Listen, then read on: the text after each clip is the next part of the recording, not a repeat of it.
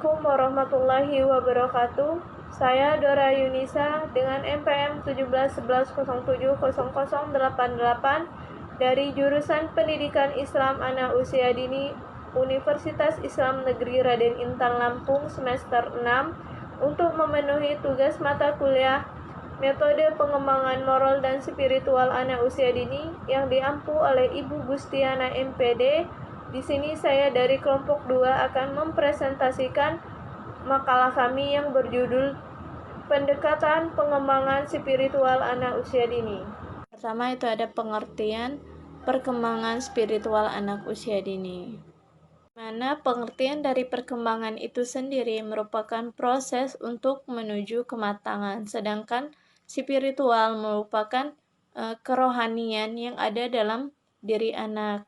Jadi, dapat saya simpulkan bahwa perkembangan spiritual anak usia dini itu proses pembelajaran untuk menuju kematangan dan mengajarkan kepada anak tentang nilai-nilai agama, sehingga kelak anak terbiasa dengan kehidupan yang bernilai agamis atau beragama. Penanaman spiritual itu sangat berperan penting karena dengan penanaman nilai-nilai spiritual kepada anak sangat mempengaruhi karakter anak untuk kedepannya.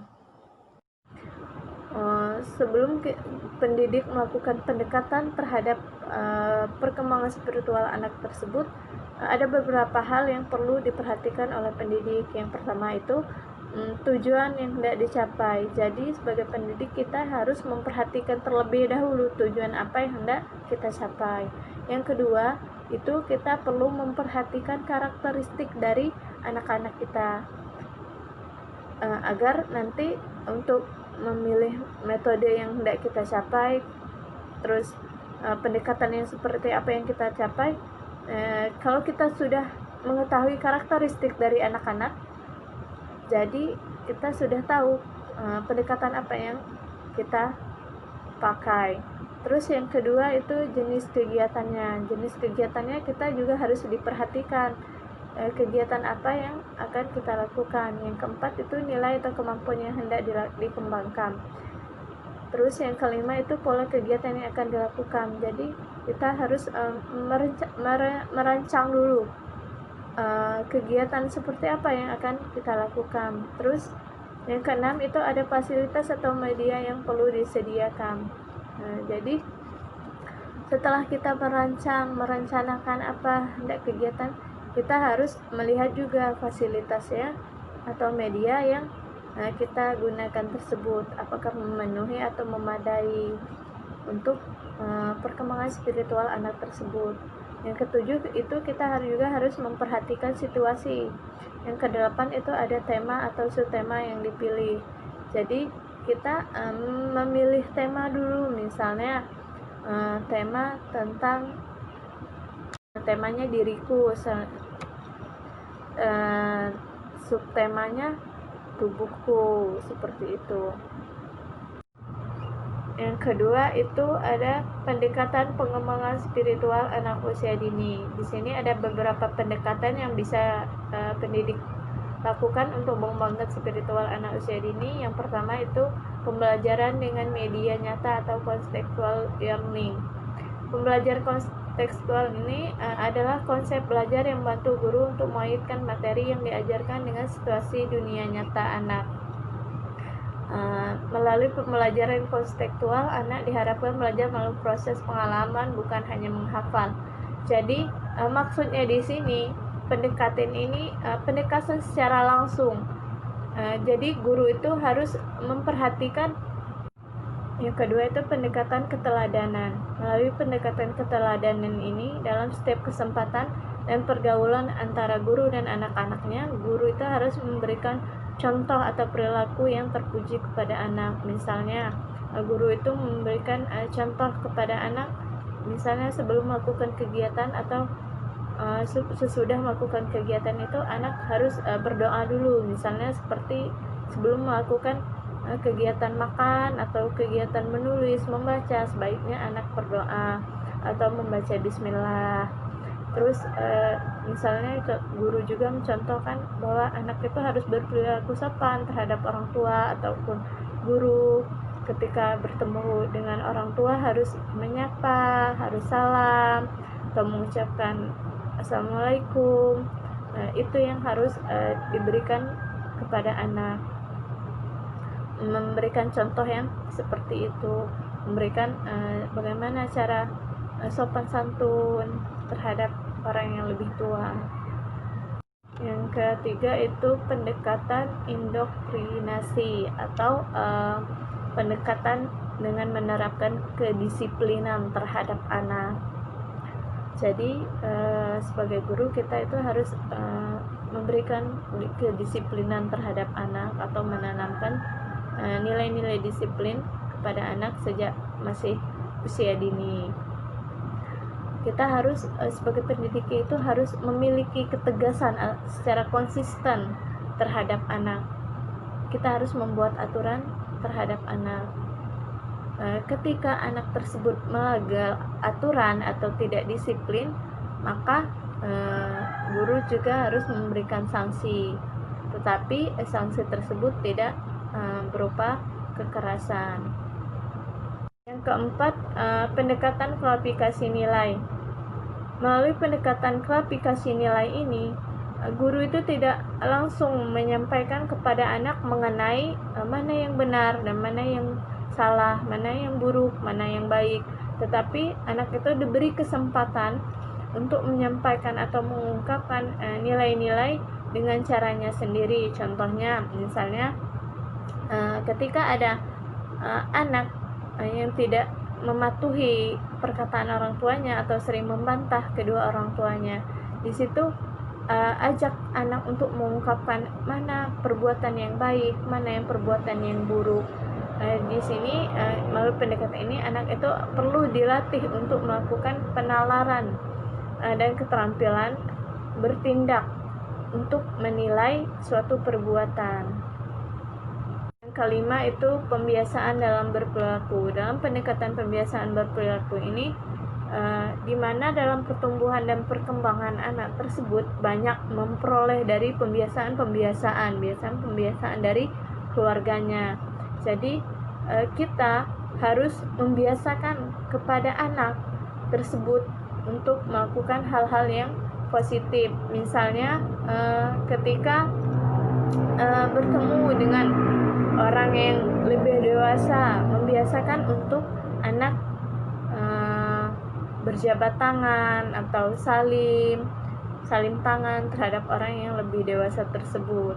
Seperti yang saya jelaskan di awal, misalnya kita membiasakan anak itu melakukan atau membaca bismillah sebelum melakukan kegiatan, atau melakukan doa setelah dan sebelum melakukan kegiatan. Yang keenam itu pendekatan pengalaman. Pendekatan pengalaman ini merupakan pemberian pengalaman secara langsung terhadap anak. Misalnya pendekatan ini bisa kita lakukan dengan melakukan kunjungan. Kunjungannya misalnya ke panti jompo. Di saat kita melakukan pengunjungan tersebut, kita sambil menjelaskan terhadap anak sikap, nilai, moral, bagaimana cara terhadap orang tua ketika mereka sudah lanjut usia. Di situ akan menumbuhkan perasaan anak. Jadi ketika kita pas saat kunjungan itu, guru itu menjelaskan kalau nanti orang tuanya sudah lanjut usia atau sudah tua, nanti harus diurus sendiri, harus berbakti kepada orang tua, jangan sampai terjadinya orang tua yang seperti ini. Di situ akan tumbuh secara langsung perasaan anak terhadap orang tuanya nanti ketika anak sudah dewasa. Yang ketujuh itu pendekatan emosional. Emosi merupakan perasaan yang ada dalam diri anak. Jadi kita harus pendidik itu harus menumbuhkan atau mengunggahkan perasaan dalam diri anak itu mengenai nilai-nilai agama, karena perasaan atau emosi yang ada dalam diri anak ini bisa membentuk kepribadian dari anak tersebut. Jadi untuk melakukan pendekatan ini kita bisa melakukannya dengan metode ceramah ataupun bermain peran ataupun bercerita.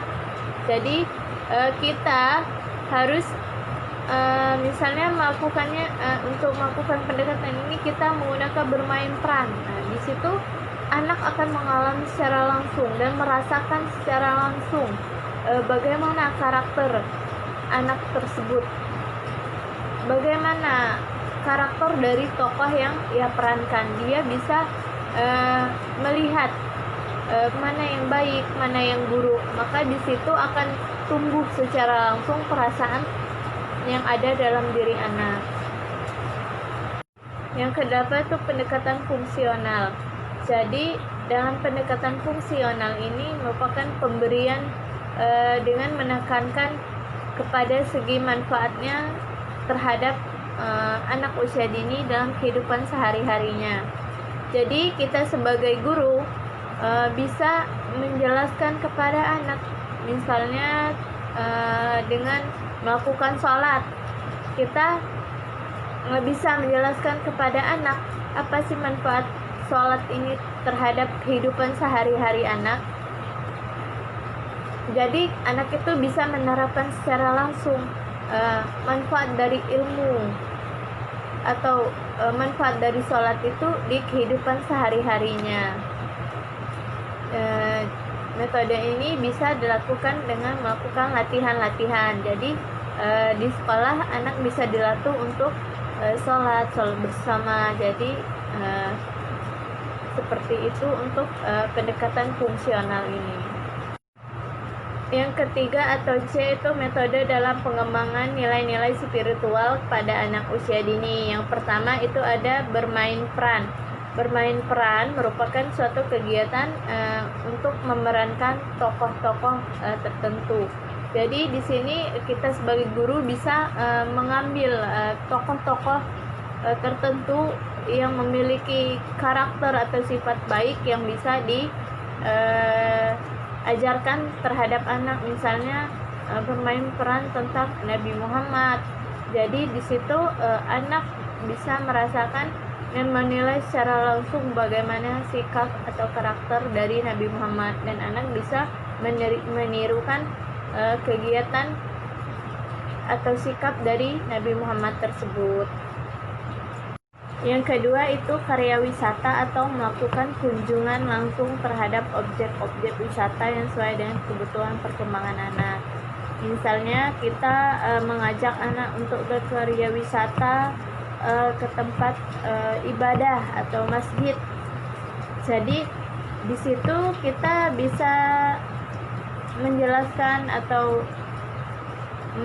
memberikan wawasan terhadap anak bagaimana aturan sikap ketika di tempat ibadah. Di situ juga anak bisa melakukan praktik ibadah secara langsung di tempat dan suasana yang sesungguhnya.